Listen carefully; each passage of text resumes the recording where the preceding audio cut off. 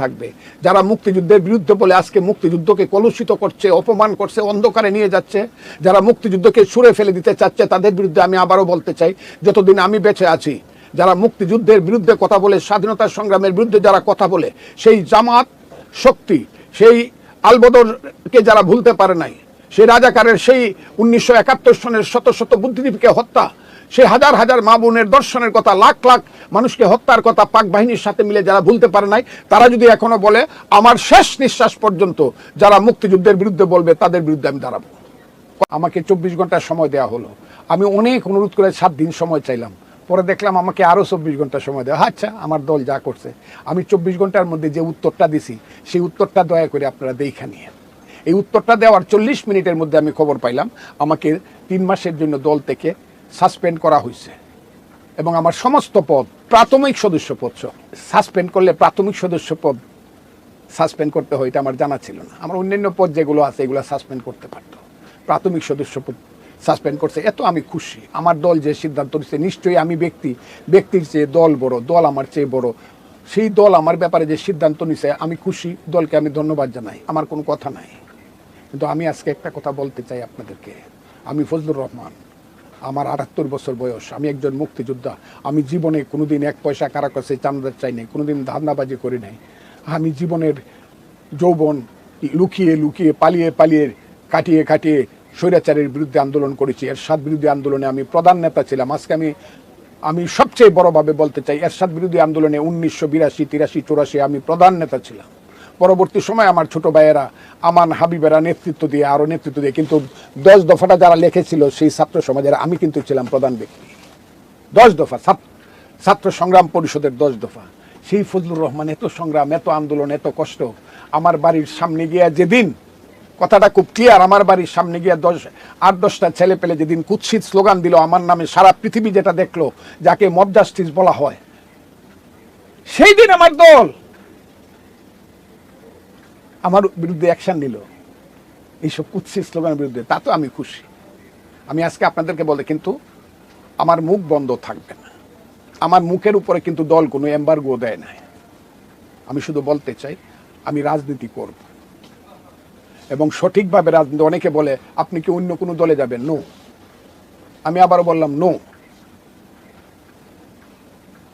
এইটার আজকের যে প্রেক্ষাপট, সেই প্রেক্ষাপটে যারা মনে করে ওই যে আমি প্রথম বলেছি যে আওয়ামী লীগের লিখতে আরো 10 বছর সময়, এগুলো কে বলেছে বাংলাদেশে? ফজলুর রহমানকে এক্সপেল করলে, ফজলুর রহমানকে মাইরে ফেললে এই কথা বাংলাদেশে কে বলবে? এবং এটা যারা করেছেন তাদেরকে ধন্যবাদ দিয়ে বলতে চাই, না আমি এসব, কিন্তু আমি আমার সঠিক কথাগুলো বলে যাব এবং মানুষ মুক্তভাবে যে কথাগুলো শুনতে চায় বাংলাদেশের স্বাধীনতা সংগ্রামের ব্যাপারে, সেই কথা বলি আমি একদম নিষ্কণ্টক ভাবে, নির্জলা সত্য কথাগুলো আমি বলে যাব আমার মতো করে। একজন পছন্দ করতে পারে, নাও করতে পারে।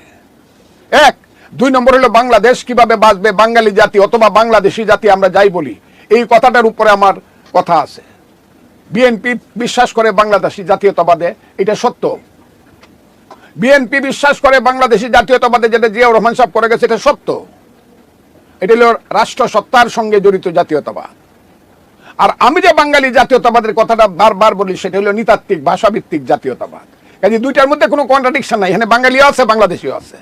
আমি সেই কারণে বলতেছি, এই বাংলাদেশি বাঙালি যতদিন জীবিত থাকবে, মুক্তিযুদ্ধ ততদিন বেঁচে থাকবে। যারা মুক্তিযুদ্ধের বিরুদ্ধে বলে আজকে মুক্তিযুদ্ধকে কলুষিত করছে, অপমান করছে, অন্ধকারে নিয়ে যাচ্ছে, যারা মুক্তিযুদ্ধকে ছুঁড়ে ফেলে দিতে চাচ্ছে, তাদের বিরুদ্ধে আমি আবারও বলতে চাই, যতদিন আমি বেঁচে আছি যারা মুক্তিযুদ্ধের বিরুদ্ধে কথা বলে, স্বাধীনতা সংগ্রামের বিরুদ্ধে যারা কথা বলে, সেই জামাত শক্তি, সেই আলবদরকে যারা ভুলতে পারে নাই, সেই রাজাকারের সেই 1971 সনের শত শত বুদ্ধিজীবীকে হত্যা, সেই হাজার হাজার মা বোনের দর্শনের কথা, লাখ লাখ মানুষকে হত্যার কথা পাক বাহিনীর সাথে মিলে যারা ভুলতে পারে নাই, তারা যদি এখনো বলে আমার শেষ নিঃশ্বাস পর্যন্ত যারা মুক্তিযুদ্ধের বিরুদ্ধে বলবে তাদের বিরুদ্ধে আমি দাঁড়াবো। কথা খুব ক্লিয়ার। আর আমি প্রগতি পক্ষে থাকবো। আমি বাংলাদেশের 72-এর সংবিধান, যে 72-এর সংবিধান 30 লক্ষ লোকের রক্তের আকরে লেখা, এবং আমি খুব খুশি আমার দল বিএনপি 72-এর সংবিধান যাতে বাতিল না করে তার পক্ষে দাঁড়াইছে, এবং এই কারণে এতদিনে তারা সুরিয়া ফেলে দিয়ে এনে পূর্ব পাকিস্তান লিখে দিত। আমি সেই কারণে আমার দল বিএনপির প্রতি সাংঘাতিকভাবে আমি শ্রদ্ধাশীল। বিএনপি এই জায়গাতে দাঁড়াইছে, সেই গণতন্ত্র, সমাজতন্ত্র, ধর্মনিরপেক্ষতা, জাতীয়তাবাদে বিশ্বাসী ব্যক্তি আমি। চাই এরপরে যদি কোনো গ্যাপ থেকে থাকে সংবিধানে, সেই সংবিধান ছুঁড়ে ফেলে দেওয়া নয়, সংশোধন করা হোক, আরো 2টা নীতি লাগাই লওয়া হোক। আমি তো না করি না, কিন্তু it must be through a process of parliament, সংসদের আইনের মাধ্যমে এটা হইতে হবে। এটা লাগুক, আমার কোনো আপত্তি নাই। এবং আমি এটাও চাই, আজকে চাই এবং আগামী দিনে চাবো, প্রত্যেক দিন আমি চাবো এই দেশ একটা সুস্থ অবস্থার মধ্যে দিয়ে আসুক। এইটা কোনো দেশ না। এদেশে বাজারে গেলে আগুন লাগছে, এদেশের রাজনীতিতে আগুন লাগছে, এদেশের সমাজে আগুন লাগছে, এই দেশে কোনো মানুষ নিরাপদ না। কোনো মানুষ এখন বিশ্ববিদ্যালয়ের ছেলেরা, ওই ইঞ্জিনিয়ারিং ইউনিভার্সিটির ছেলেরা মিছিল করে আইসে লাঠি পিঠা খাইতে হয়, এখনো আমি এটা চাই না। আমি চাই না এই দেশ অশান্ত থাকুক। আমি চাই না ঢাকা বিশ্ববিদ্যালয়ে গোলাম আজম আর নিজামীদের ছবি দিয়া বলুক যে গোলাম আজমের বাংলায় মুক্তিযুদ্ধের স্থানে, এই স্লোগানে আমি শুনতে চাই না। আমি রাজাকারী কোনো স্লোগান আমি এদেশে শুনতে চাই না। আমি মুক্তির স্লোগান শুনতে চাই, প্রগতির স্লোগান শুনতে চাই। আর আমি নতুন প্রজন্মকে আমি আহ্বান করতে চাই, হে বাংলার নতুন প্রজন্ম, তোমরা আমার সন্তান, আমাদের সন্তান। আমরা এই দেশটা স্বাধীন করেছি বলে এই দেশটার নাম বাংলাদেশ। এই দেশে তোমরা আজকে লেখাপড়া করো, বিশ্ববিদ্যালয়ে, কলেজে, স্কুলে। আমি তোমাদেরকে অনুরোধ করব, সব গান গাও, সব কিছু করো তোমাদের মতো করে। আজকে নতুন গান হয়তো আমরা বুঝি না, তোমরা বুঝো, ভালো লাগে করো, তোমরা ড্রাম বাজাও, এত কোনো আপত্তি নাই। কিন্তু এই অশ্লীল যে স্লোগানগুলো তোমরা দেও, এখন যেটা শুরু হয়েছে, সেই অশ্লীল স্লোগানগুলো থেকে তোমরা আল্লাহর ওয়াস্তে বিরত থাকো। না হয় জাতি হিসাবে আমাদের মাথা নত হয়ে যাচ্ছে, পৃথিবী আমাদেরকে অমানুষ হিসাবে, অসভ্য হিসাবে ট্রিট করছে। 1 2 নম্বর হলো, আজকে নতুন প্রজন্মকে আমি অনুরোধ করব, মুক্তিযুদ্ধের ইতিহাসটা পড়ো, মুক্তিযোদ্ধার ইতিহাস পড়ো। প্রত্যেক ঘরে ঘরে, প্রত্যেক এলাকা এলাকায় প্রত্যেকটা মুক্তিযোদ্ধার একটা ইতিহাস আছে, সেইটা পড়ো। এটা পড়ে তোমরা মুক্তিযুদ্ধকে বাঁচাও, দেশকে বাঁচাও। এবং আমি যতদিন বেঁচে থাকবো মুক্তিযুদ্ধের সঙ্গে থাকবো, দেশের মানুষের সঙ্গে থাকবো, প্রগতির সঙ্গে থাকবো, আলোকিত সমাজের সঙ্গে আমি থাকতে চাই। আমি অন্ধকারের দিকে, মধ্যযুগের বর্বরতার দিকে দেশ চলে যাক, আমি এটা চাই না। আমি তাই বলছি, আমি এই জায়গাতে আমি পলিটিক্স থেকে কোনোদিন বিরত হব না। কথা আমার খুব ক্লিয়ার। যারা ফেসিস বলেন, আমি 1 নম্বরে ফজলুর রহমান হাসিনা সরকারকে ফেসিস সরকার বলেছি। এরপর থেকে আমার যে টকশো, এই টকশোর সাক্ষী হলেন আপনি। আপনি আমার কত টকশো নিয়েছেন অফুরন্ত, এবং আপনি আমাকে টকশোতে ইন্টারেস্টেড করেছেন এবং মানুষের কাছে প্রাথমিকভাবে পরিচয় করেছেন। আমি আজকে আপনাকে বললাম, আপনার যুগান্তর ইউটিউবে আপনি করেছেন। আপনি জানেন আমি কি করেছি, কত শক্ত শক্ত শক্ত শক্ত কথা বলেছি। এবং 2024 সনের 7ই জানুয়ারি যখন শেষ পর্যন্ত ইলেকশন করেই ফেললো হাসিনা সরকার, আপনি এসেছিলেন। আমি আপনাকে একটা সাক্ষাৎকার দিলাম 8ই জানুয়ারি রাতের বেলায়। আপনি তো এসে বললেন যে 5 বছর তো শেখ হাসিনা থাকবে, তার তো এখন সে সার্টিফিকেট পেয়ে গেছে, কনফার্ম। আমি তখন বলেছিলাম শেখ হাসিনা 6 মাসের বেশি থাকতে পারবে না। এগুলো কি বলবো আজকে? আমি কথা বললে পরে আমার চোখে পানিও আসে, মনে আবেগও আসে। আমার কথা কোটি কোটি মানুষ এই দেশে শুনে।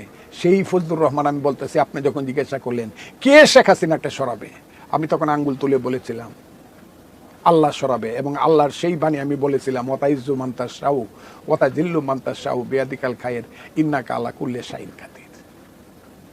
আর করবে কে? আল্লাহর সৃষ্ট আশরাফুল মখলুকাত মানুষ তাকে সরাবে। এবং 6 মাসের মধ্যে, না হইলেও 7 মাসের মধ্যে, জুলাই মাসের 5 তারিখ থেকে 6 মাস যাওয়ার সঙ্গে সঙ্গেই শেখ হাসিনার বিরুদ্ধে যে আন্দোলনটা শুরু হইল, নির্দোষ একটা আন্দোলন, কোটা আন্দোলন। এই প্রথম আমি বক্তৃতা করে বললাম, বাবারা তোমরা শুধু কোটা চাও, চাকরি চাও, তোমরা এইটাও আপনার কাছে আছে, এটা আমি জানি। তোমরা এই দেশে গণতান্ত্রিকভাবে ভোট দিতে চাও না, গণতান্ত্রিক অধিকার চাও না। যদি চাও তাহলে কোটার সঙ্গে গণতন্ত্রের স্লোগানটা দাও। ধীরে ধীরে এমন একটা পর্যায়ে পৌঁছলো, রংপুরের একজন ছাত্রনেতা শহীদ হলেন, তার নাম হলো আবু সাইদ। আপনার মনে থাকার কথা, আমি বললাম আবু সাইদ হবে 21 শতাব্দীর বীর শ্রেষ্ঠ। এখন কত লোকে বলে, আমি তো আর বকাটা দিতে চাই না, আমি বকতে পারি নাই, বকবে কে বাংলাদেশের এই সব যুবক ছাত্রদেরকে? কারণ আমি তাদের দাদার বয়সের, আমি তো যুদ্ধ করে এদের স্বাধীন করছি, 78 বছর বয়স, আমি মরি না কেন? আমি তো সবাইকেই বকবো, আমি এই দেশের গার্জেনের একজন। আমি প্রথম টাইটেল দিছি আবু সাইদ হবে বাংলার বীর শ্রেষ্ঠ 21 শতাব্দী। কত কথা না, এখন বলে আমি নাকি শহীদের ব্যাপারে বাজে কথা বলছি। না, আমাকে এই কথা কয়েই তো করলো। আমি সেই আবু সাইদের পরে আন্দোলন সংগ্রাম হলো প্রতিদিন, এবং শেষ দিন 4 আগস্ট 2024 সনে আপনি আসলেন, এইখানে সাক্ষাৎকার দিয়ে বললাম, আপনি সাক্ষী যে শেখ হাসিনা সরকার আগামীকাল 24 ঘন্টা, আগামীকাল বললাম না, বললাম 24 ঘন্টার মধ্যে চলে যাবে। এই একটা সময় আপনি আসলেন, বলে আপনি এত নির্দিষ্ট করে, তো শিওর নিশ্চিত করে কেমন করে বলেন? আমি বললাম, আমি বলি না, আল্লাহ আমাকে বলায়, কারণ হাসিনা সরকার উত্তর সিরানা হয়ে গেছে। এই বাংলাটাই কইছিলাম, উত্তর সিরানা, মুসলমান মরার আগে যেমন উত্তর সিরানা করে হাসিনা, এবং 24 ঘন্টার মধ্যে চলে গেছে। আল্লাহ আমার মুখকে অসম্মানিত করে নাই, আমার স্রষ্টা। হাসিনা চলে গেল। হাসিনা চলে যাওয়ার পরে আমার চেয়ে খুশি ব্যক্তি, সুখী ব্যক্তি আর কেউ ছিল না। ইটনা মিটিং করলাম 10ই আগস্ট, মিটামন মিটিং করলাম 11ই আগস্ট, যেখানে হাজার হাজার মানুষ পেট্রোল নিয়ে গেছিল আব্দুল হামিদের বাড়ি পুড়বার জন্য। আমি পড়তে দেই নাই। অষ্টগ্রামের মিটিং করলাম 12 তারিখ, মানুষকে বললাম শান্ত থাকো। সেই 10, 11, 12 আগে 5 দিন হয়তো বা কিছু কিছু কর্মীরা হোক আর অন্যরা হোক, মানুষের উপরে, আওয়ামী লীগের উপরে হোক আর অন্য মানুষের কিছু অত্যাচার করছে। এরপর থেকে আমি এখন চ্যালেঞ্জ করছি এবং বাংলাদেশের সমস্ত সাংবাদিকদেরকে আমি হাত জোর করে বলছি, ইটনা অষ্টগ্রাম মিটামনের মতো এত শান্ত এলাকা বাংলাদেশে এখন কোথাও নাই। এবং এইটা কারণ হলো ওই যে আমি বলছি এখানে কিন্তু কোনো সান্দাবাজি দান্দাবাজি চলবে না, আমি কিন্তু ফজলুর রহমান বইলে গেলাম। সেইভাবে চলতেছে। এরপরেই হঠাৎ করে দেখলাম একদল লোক বলা শুরু করলো নির্বাচন হবে না। কেন হবে না? আমরা কি শুধু ইলেকশনের জন্য আমরা আন্দোলন করছি? নির্বাচন দেওয়ার জন্য আমরা সংস্কার করব। সমন্বয়ক হইল, সেই সমন্বয়করা দেখলাম এরা একে একে সব নেতা হয়ে গেল। আমাদের যে 158 জন সমন্বয়ক ছিল আন্দোলনের সময়, দেখলাম এরা দাবি করে বসলো আর কেউ কোনো আন্দোলন করে না, আমরাই সব করছি। তখনই আমি বলা শুরু করলাম, না, আপনারা সব করেন নাই। গত 15 বছর যাব জমিটা সৃষ্টি করছে বিএনপি, জমিতে বীজ ফেলাইছে বিএনপি, রোয়া লাগাইছে বিএনপি, এই জমিতে ধানে পানি দিছে বিএনপি, কাঁচা ধানে তেল দিছে বিএনপি, ক্ষেতের ধান হলুদ করছে বিএনপি। সেইটা আপনারা কাইটে দিচ্ছেন, আপনারা হইলেন দাওয়াল, এবং সেই দাওয়াল হিসাবে আপনারা 1 ভাগ পাবেন। সব ভাগ তো আপনারা পাবেন না। বাংলাদেশের মানুষ যে লাখে লাখে আন্দোলনে গেছে, সেই আন্দোলনে গেছে বিএনপি সহ অন্যান্য বিরোধী দলের সবার এখানে অবদান আছে, এককভাবে কারো অবদান না।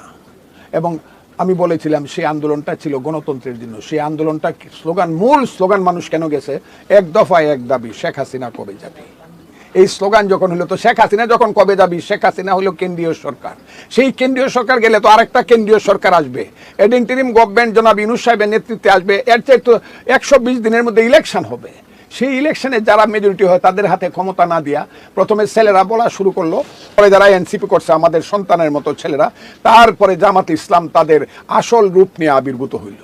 সেই আসল রূপে তারা প্রথমেই বলে ফেললো, এই দেশে একবার স্বাধীনতা হয়েছিল 47 সনে প্রথম স্বাধীনতা, আর দ্বিতীয় স্বাধীনতা হয়েছে 24 সন, আর 71-এ একটা ঘটনা হয়েছে, এটা গন্ডগোল, ভাইয়ে ভাইয়ে লড়াই। আর এই ভাইয়ে ভাইয়ে লড়াইটা সৃষ্টি করছে দেশের একটা আমার পাশের দেশের ষড়যন্ত্রকারীরা। এবং তারা পত্রপত্রিকায় লেখলো, তোমরা আল্লাহর কাছে মাপ চাও যারা অস্ট্রেলিয়ায় যুদ্ধ করছিল, যারা নিজেদেরকে মুক্তিযোদ্ধা বলো। সেই দিন থেকে আমি বললাম, এই রাজাকারের বাচ্চারা আমরা যে বলেন যে আপনি বকেন কেন, আমি আলবদরের বাচ্চাদেরকে বললাম, এই এখনো কিন্তু মুক্তিযোদ্ধারা জীবিত আছে, এই বাজে কথা বললে কিন্তু আরেকটা মুক্তিযুদ্ধ হবে। তারপরে জামাত শিবিরের বিরুদ্ধে, সাম্প্রদায়িক শক্তির বিরুদ্ধে আমার সংগ্রাম ইউটিউবের মাধ্যমে, মিটিংয়ের মাধ্যমে, কথার মাধ্যমে, মিছিলের মাধ্যমে আমি করেছি। এবং এই সংগ্রাম করতে করতে যখন মানুষ মনে করেছিল জামাত বোধহয় 71-কে ধ্বংস করে দিবে, মুক্তিযুদ্ধকে জামাতিরা এবং স্বাধীনতা বিরোধীরা ধ্বংস করে দিবে, একমাত্র ফজলুর রহমানের নেতৃত্বে ইউটিউবের কথার যে জোর, আমার বক্তব্যের জোর, এবং এরপরে আমার পাশে দাঁড়াইলো, আমি বলতে পারি এখন 50 জনের নাম যারা সারা বাংলাদেশে বলতেছে মুক্তিযুদ্ধ মুক্তিযুদ্ধ মুক্তিযুদ্ধ, রাজাকার রাজাকার, আলবদর আলবদর, এখন কমন কথা হয়ে গেছে, এই আলবদরের বাচ্চা, রাজাকারের বাচ্চা। কিন্তু আমি আর এখন আলবদরের বাচ্চা, রাজাকারের বাচ্চা বলিও না, বলতেও চাই না। কেন বলতে চাই না জানেন? আমি জামাতকে বললাম, সোজা পথে ফিরে আসেন। আপনি ইসলাম চান, ইসলামের নামে আপনি পাবলিকের কাছে যান, গিয়া ম্যানিফেস্টো দিয়া বলেন আমরা ইলেকশন করব, আপনারা ইসলামের ভোট দিলে আমরা শরিয়া আইন, কোরআনের আইন করব। কোন? আমি ওই ব্যাখ্যায় পরে যাবো, ওইটা আমি আজকে কইহেন তো, এটা ব্যাখ্যা কোন? পাবলিক যদি আপনাকে ভোট দেয়, আপনি রাষ্ট্র ক্ষমতায় যান, আপনি প্রধানমন্ত্রী হন, দেশ চালান। আর আমি ফজলুর রহমান, আমি বিএনপি করি, শহীদ জিয়ার দল, শহীদ জিয়া মুক্তিযুদ্ধের ঘোষক ছিলেন, সেই শহীদ জিয়ার দলের মূল কথা হইল গণতন্ত্র। সেই গণতন্ত্রের পক্ষে মানুষকে গিয়া বুঝাবো। মানুষ যদি গণতন্ত্রের পক্ষে, তার ভাত কাপড়ের পক্ষে, তার শিক্ষা শেষে চাকরির পক্ষে, যদি ধর্ম নিরপেক্ষতা, শুনো হে মানুষ ভাই, সবার উপরে মানুষ সত্য, তার উপরে নাই, যদি ভোট দেয় আপনার সঙ্গে আমারও হবে, তাইলে আমি দেশ চালাবো। আসেন না ভোট করি, কারে দিই না, তারা জানে ভোট করলে তারা ভোট পাবে না। কারণ 71-এর বিরুদ্ধে বলিয়া, মুক্তিযুদ্ধের বিরুদ্ধে বলিয়া, স্বাধীনতা সংগ্রামের বিরুদ্ধে বলা, স্বাধীনতা সংগ্রামের নেতাদের বিরুদ্ধে বলিয়া, মুক্তিযোদ্ধাদের বিরুদ্ধে বলে দেশে কোনো লোক, কোনো দল ভোট পাবে না। জামাত এটা জানে। এর আগে যদি পাইতো 7% ভোট, এবার তাদের ভোট যত শক্তি দেখাক, যদিও তারা সারা দেশ দখল করে বসে আছে, সমস্ত অর্থনীতি তাদের দখলে, সমস্ত কলেজ বিশ্ববিদ্যালয় তাদের দখলে, সমস্ত প্রশাসন তাদের দখলে। তাও আমি চ্যালেঞ্জ করছি, জামাত ইলেকশনে আসুক, জাতীয় নির্বাচন, এইসব পিয়ার সিয়ার এইসব না কইয়া, ডংডাঙ্গের কথা না, হ্যাঁ, আমাদের দেশে আমরা যখন মুক্তিযুদ্ধ করি, আমার সাথে না, অন্য দলে দেখতাম মুক্তিযোদ্ধারা যদি কইছে কালকে অপারেশনে যাওয়া লাগবো পাক বাহিনীর বিরুদ্ধে, 2-4 জন মুক্তিযোদ্ধা কইছে আমার খুব মাথা ব্যথা, পেট বিষ করে, 2টা রোগই দেখা যায় না। জামাত যদি বলে ইলেকশনে গেলে যদি তার পেট ব্যথা করে আর মাথা ব্যথা করে, পিআর চায়, সিআর চায়, কি সংস্কার তারা গত 12 মাসে করছে? আর সংস্কার করতেছে কারা? সংস্কার করতেছে 19 জন লোক, যাদের সবাই হইল বিদেশি পাসপোর্টধারী, এবং তার মধ্যে প্রধান নেতা হইল ডক্টর আলী রিয়াজ, যিনি মার্কিন নাগরিক। আমার দেশের সংবিধানটাকে যিনি ছুঁড়ে ফেলে দিতে চায়। যদি বিএনপি না থাকতো, বাধা যদি না দিত, তাহলে তো এই দেশের সংবিধান এতদিন ছুঁড়ে ফেলে দিত। আমি এই সব কথাগুলা বলার ফলে এই দেশে সাম্প্রদায়িক শক্তি প্রমাদ গণছে। যখন ছাত্র দল বিশ্ববিদ্যালয়ে স্লোগান দিতে গেছে, করতে গেছে, ছাত্র দলকে আমি কিভাবে সমর্থন করছি বক্তৃতা করিয়া, আর ছাত্র শিবিরের সেই সব ছেলেরা যখন গোলাম আজম, নিজামি, কাদের মোল্লার ছবি টানাইছে, মুজাহিদের ছবি, আমি ইউটিউবে বক্তব্য করে, এই রাজাকারের বাচ্চারা ছাড়া তো গোলাম আজমের ছবি কেউ টাঙ্গায় না। এবং তারপরে স্লোগান শুরু হইল কি, ঢাকা বিশ্ববিদ্যালয়ে অনেক ছেলেরা স্লোগান দিল, তুমিও জানো আমরাও জানি, জামাত হলো পাকিস্তানি, শিবির হইল পাকিস্তানি। এই যে শিবির হইল পাকিস্তানি, জামাত হলো পাকিস্তানি, এই মুখের ভাষাটা তো আমি দিছি, ফজলুর রহমান আল বদর রাজাকারকে আমি দিছি। সেইটা কোয়ার ফলে জামাত গত 6-7 মাস যাবৎ বারবার বিএনপিকে অনুরোধ করতেছিল। ওই যে একটা ছেলে মালয়েশিয়া থাকতো, তার নাম ডক্টর ফয়জুল হক, আজকে নামটা বললাম, তার নাম কইলেও মুখ বন্ধ করে, এগুলো না বলতে চাই না আমি, রাজাকারের বাচ্চাদের নাম আবারও বললাম। ও বলছে আমি সেন্ট্রাল কমিটির মেম্বার বিএনপির, আমার কত গালাগালি, ফজু পাগলা কত গালাগালি করতে। এখন কি করে এত জালো কাটিয়ে একে জামাতের নমিনেশন, এমপি নমিনেশন দিছে, তাইলে এখন বাইরে হইলো যে জামাতের লোকজন বিএনপির ভিতরে থাকতো, বিএনপির নামদারি হইয়া। এটা কত, এদের সংখ্যা বলা যাবে না, যেমন ছাত্রলীগ আওয়ামী লীগের মধ্যে ছিল, এরা তো হইলো চোরাই পার্টি, আমি এদেরকে চোরাই পার্টি বলি। এইসব চোরের দল বারবার বাংলাদেশের সবচেয়ে বড় দল বিএনপিকে অনুরোধ করতেছিল। ফজলুর রহমান এত কঠিন কথা বলে, তারে যদি আপনারা এক্সপ্লেন না করেন, আপনাদের সাথে মিল হবে না। এবং আমি যা শুনছি এটা আরো দুর্ভাগ্যজনক। বিদেশের একজন, অন্য দেশের একজন লোক এসেছিলেন, সে মন্ত্রী হতে পারে, মন্ত্রী বা উপপ্রধানমন্ত্রী, যেই এসেছিলেন, তারা সবাই যখন দেখলো ফজলুর রহমানকে আর কিছু করা যায় না, দুর্ভাগ্যজনক ওই লোকটা থাকতে থাকতে, এই বাংলাদেশে থাকতে থাকতে আমাকে শোকজ নোটিশ করা।